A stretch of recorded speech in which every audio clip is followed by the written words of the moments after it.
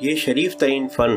جس کو عالم انسانی کے محفوظ رکھنے اور نسل انسانی کو ترقی دینے سے واسطہ ہے، وہ کہ اس کا ظہور ہر قدیم ملک میں خود رو طریقے اور جزئی تجربات سے ہوا ہے، مگر قدیم الایام میں مغرب کی طرف اہل یونان نے اس فن میں بہت نمایاں ترقی کی تھی، اور مشرق میں ہندوؤں کے ناموران سلف نے اسے اعلیٰ درجے کے کمال پر پہنچا دیا تھا۔ مسلمانوں میں جب دربار خلافت قائم ہوا تو یہ فن دونوں جگہ سے آیا، اور دونوں سرزمینوں کے حاذق اطباء دربار بغداد کے طبیب تھے۔ ابتداً 2 صدیوں تک تمام مستند اطباء دربار عباسی میں ہندو تھے، عیسائی تھے، یہودی تھے، مگر مسلمان نہ تھے۔ مگر اس دور کے اطباء باکمال چاہے کسی مذہب کے پیرو ہوں، آغوش اسلام کے پروردہ اور عالم اسلامی کے ممتاز نامور تھے، اور انہی کے ہاتھوں سے فن طب ایک نئی شان اور نئے عنوان سے مدون و منضبط ہونا شروع ہوا، جس میں تھوڑی اصلاح اور رد و بدل کے بعد اصولی ترتیب تو یونانیوں کی برقرار رکھی گئی، مگر تجربات ہر ملک اور ہر قوم کے یکساں طور پر لیے گئے۔ اس کے چند روز بعد مسلمان اطباء نامور پیدا ہونا شروع ہوئے، اور انہوں نے فن طب کو اپنے اجتہادوں اور تجربات سے اپنا بنانا شروع کیا، یہاں تک کہ ابن سینا نے قانون کی سی بے نظیر و لاجواب کتاب لکھ کر دنیا کے ہاتھ میں دے دی۔ اس کے آگے مشرق و مغرب کی تمام قوموں نے سر جھکا دیا، اور ادھر دربار اندلس نے عمل بالید اور تجربات نے مشرق سے بھی زیادہ ترقی کی، اور فن طب مسلمانوں کا خاص فن بن گیا، جس کے مرجع و ماوا ہر جگہ وہی تھے۔ ہر قوم اسے انہی سے حاصل کر رہی تھی، اور اسی پر یورپ کی موجودہ ڈاکٹری کی عمارت قائم ہوئی، جس کا زیادہ تعلق اندلس کے اسلامی طبی اسکول سے تھا۔ لیکن آخر صدیوں میں جب مسلمانوں کا زوال شروع ہوا تو اس کا اثر سب سے پہلے ان کے علوم و فنون میں اور سب سے زیادہ فن طب میں نمایاں ہوا، اور اکثر ممالک میں اس کی وہی حالت ہو گئی جو عروج یونان کے آغاز میں تھی، یعنی معمولی قابلیت کے لوگ بغیر اس کے کہ فن کی اعلیٰ ترین کتابوں پر ان کی نظر پڑی ہو، اپنے جزئی تجربات سے لوگوں کا علاج کرتے۔ نتیجہ یہ ہوا کہ چند ہی روز میں مصر، عرب، شام و عراق فن جاننے والے طبیبوں سے خالی ہو گئے۔ صرف ایران اور ہندوستان میں یہ فن باقی تھا، لیکن اس پچھلی صدی میں ایران بھی طبیبوں سے خالی ہو گیا، اور تمام ممالک اسلام میں اپنے اس فن قدیم کے متعلق ایسی جہالت تھی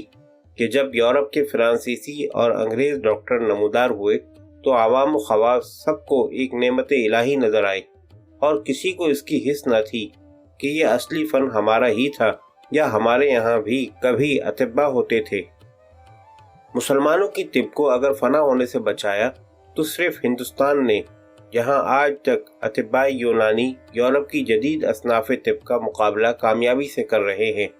اور باوجود کہ خیراتی ہسپتال گاؤں گاؤں موجود ہیں، مگر پھر بھی لوگوں کو جو اعتبار یونانی اطباء کے علاج پر ہے، ڈاکٹروں پر نہیں۔ دہلی میں اگلے دنوں اس فن کے بہت سے باکمال گزرے، جس میں حکیم مرزانی، حکیم شفائی خان، حکیم محمد شریف خان بہت اعلیٰ شہرت و کمال کے اطباء گزرے ہیں۔ لکھنؤ میں برہان الملک کے زمانے سے دہلی کے حاذق اطباء سرزمین اودھ میں آنا شروع ہو گئے، خصوصاً شجاع الدولہ کے عہد میں تو دہلی کے 2 طبیبوں کے سوا جتنے تھے سب یہیں چلے آئے۔ فیض آباد کی تاریخ سے پتہ چلتا ہے کہ وہاں جتنی سرکاریں تھیں ان میں سے ہر ایک سے کوئی یونانی طبیب ضرور وابستہ تھا، جس کا بہت کچھ ادب اور پاس و لحاظ کیا جاتا، اور ماہوار تنخواہ کے علاوہ روزانہ انعام و اکرام سے سرفراز ہوتے تھے۔ آصف الدولہ کے زمانے سے جب لکھنؤ باکمالوں کی قدردانی کا مرکز قرار پایا تو دہلی کے بہت سے خاندانی اطباء نے تو یہی وطن اختیار کر لیا، اور چند روز کے بعد زبان اور شاعری کی طرح فن طب بھی خاص یہیں کا فن بن گیا۔ چنانچہ لکھنؤ نے حکیم مسیح الدولہ، حکیم شفاء الدولہ، حکیم مرزا محمد علی، حکیم سید محمد مرتعش کے ایک شاگرد رشید، حکیم مرزا محمد جعفر کے ایسے عالی پایہ و گراں قدر طبیب پیدا کیے جو سچ یہ ہے کہ اپنے فنون کے مجتہد تھے، اور سلف کے سارے سرمایہ علمی پر ان کی نظریں تھیں۔ ہوتے ہوتے فن طب کو یہاں تک ترقی ہوئی کہ لکھنؤ کا شاذ و نادر ہی کوئی محلہ ہوگا جس میں کوئی نامور خاندان اطباء موجود نہ ہو۔ خاص شہر کے سدھا محلوں کے علاوہ گرد و نواح کے گاؤں اور قصبوں میں ہزاروں مطب جاری تھے، اور ہندوستان کے جن درباروں اور شہروں میں مشہور و نامور طبیب تھے، سب لکھنؤ اور اطراف لکھنؤ کے تھے۔ چنانچہ قصبہ موہان کے ایک طبیب کو دربار گیکواڑ بڑودہ میں وہ عزت حاصل ہوئی جو بہت کم اطباء کو حاصل ہو سکی ہوگی۔ غرض ایسے نامور طبیب خاک لکھنؤ نے پیدا کیے جن کے مسیحا نفسی کے کارنامے آج تک بچے بچے کی زبان پر ہیں۔ دربار اودھ کے آخر عہد میں سید محمد مرتعش کے ایک شاگرد رشید حکیم محمد یعقوب نے اپنا مطب جاری کر کے ایسی مرجعیت عامہ حاصل کی کہ ان کی ذات سے ایک بہت بڑے نامور طبی خاندان کی بنیاد پڑ گئی، جو آج تک بلا مبالغہ دنیا بھر میں جواب نہیں رکھتا۔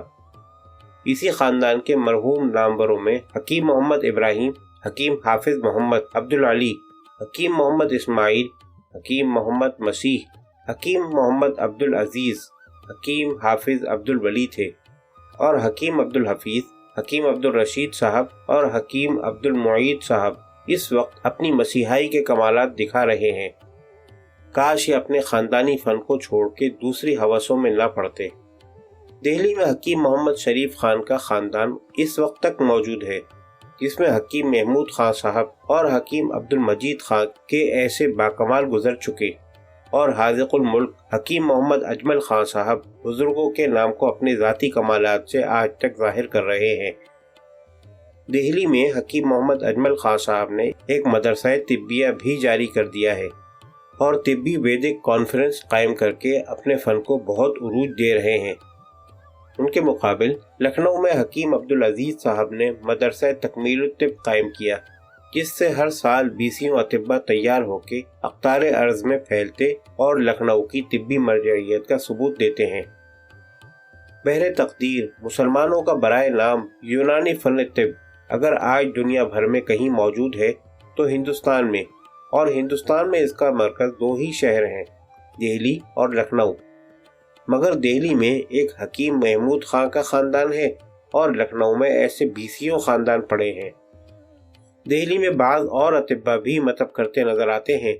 مگر وہ اسی زمانے کے جدید طبیب ہیں جنہوں نے اپنے مطب جمائے ہیں۔ لکھنؤ میں گو کے بہت سے نئے طبیب ہیں، لیکن ایسے بہت سے خاندان بھی ہیں جن میں صدیوں سے فن طب کو ترقی رہی۔